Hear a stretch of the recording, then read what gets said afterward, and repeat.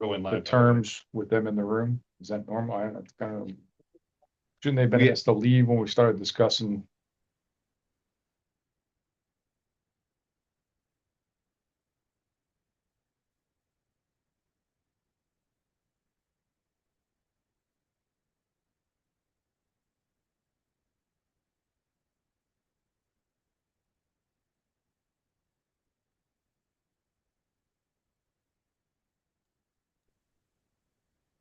You know, we can't hear you.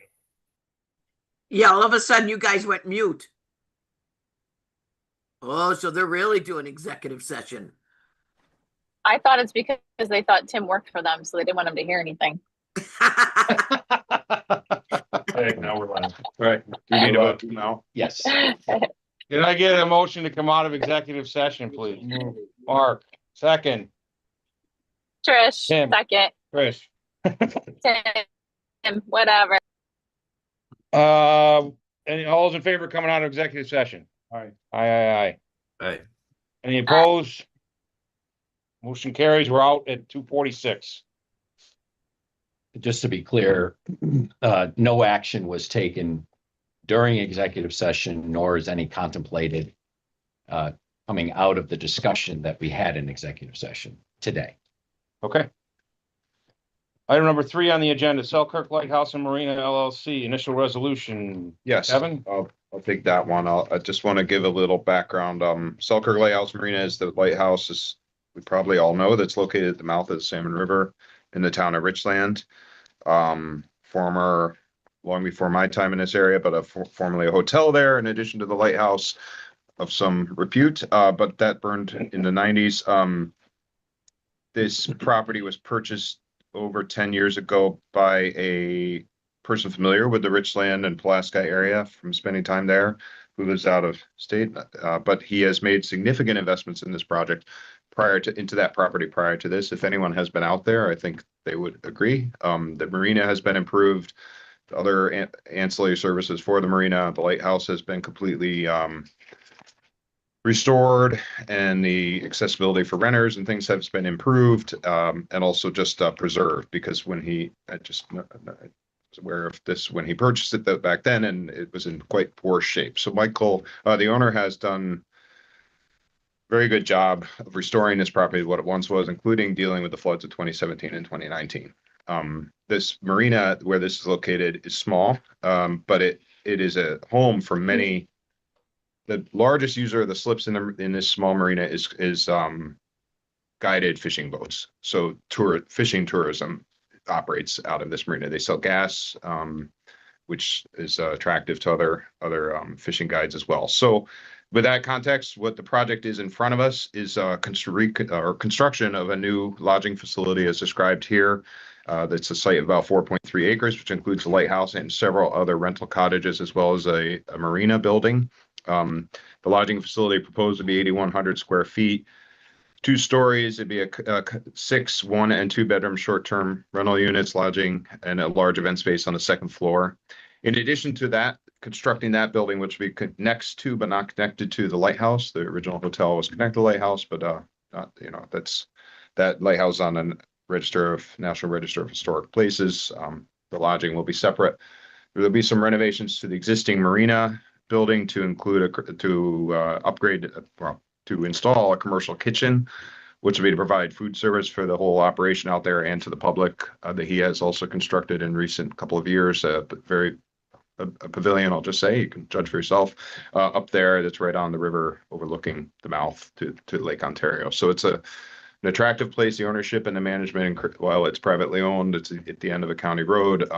It's often used by the public and encouraged as a public space in this private marina and lodging facility. So this will be an enhancement to that property. Additional sales tax and lodging tax revenues. It has been approved already by the Town of Richland Planning Board, and site plan has been approved.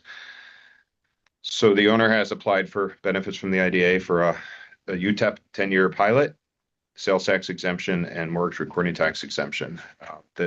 What's in front of us today is the initial resolution, which would authorize us to schedule a public hearing, and then most likely we'd have this on the agenda for the August 26th IDA meeting at 1 p.m. So it's a limited employment increase, and of course, any jobs here are seasonal, to covering the summer and the fall primarily in that area. There are 2 full-time employees at the facility, who happen to be married, but they're the caretaker and run the marina operations, the gas, the rentals, and everything else that's happening there, in addition to some contracted services that come in for different things. So modestly sized project, but for Richland and for that really unique area there at the mouth of Salmon River, I think it's a very important project.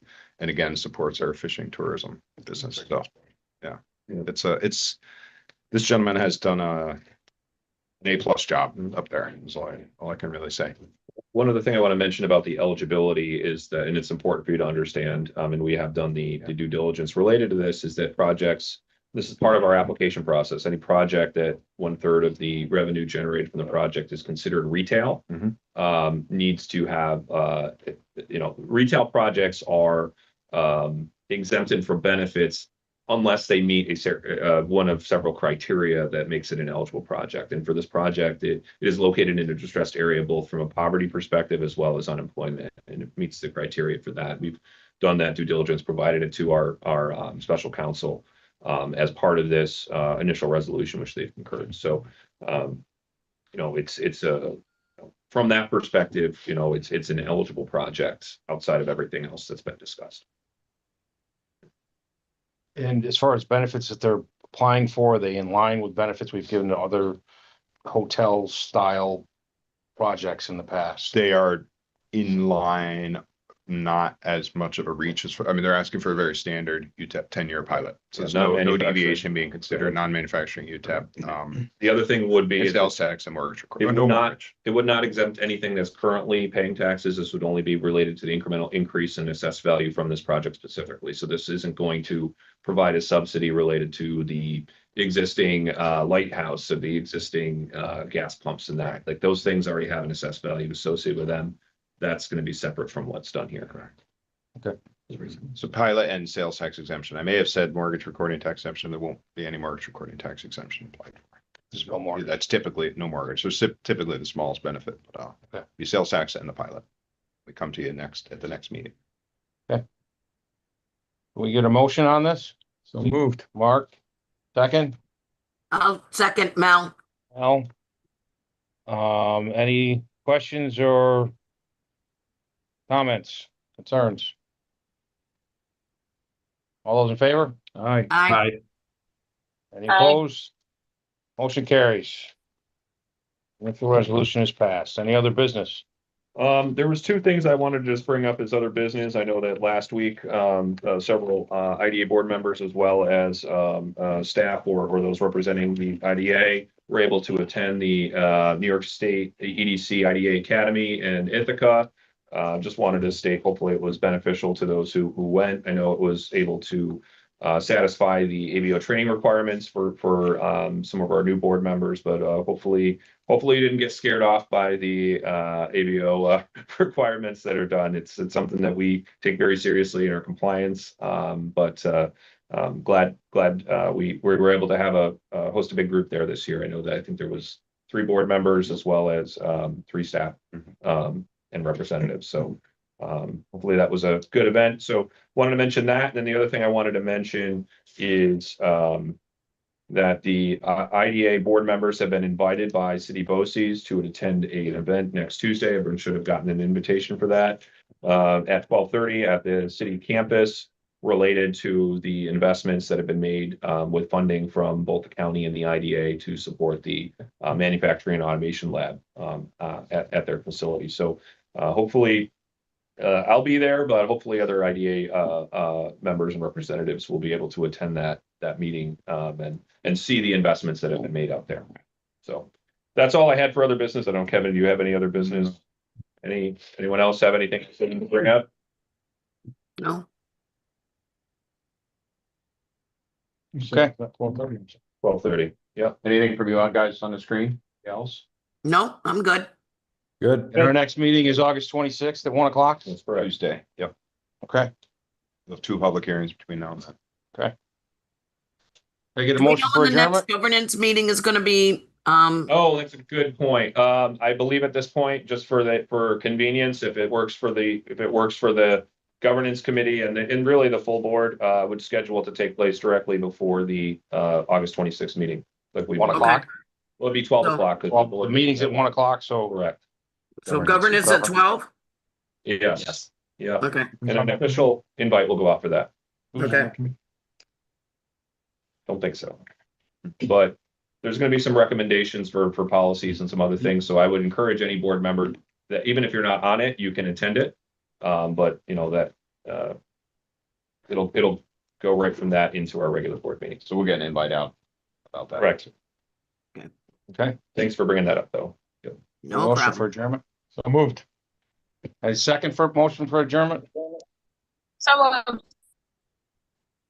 Tricia, all those in favor?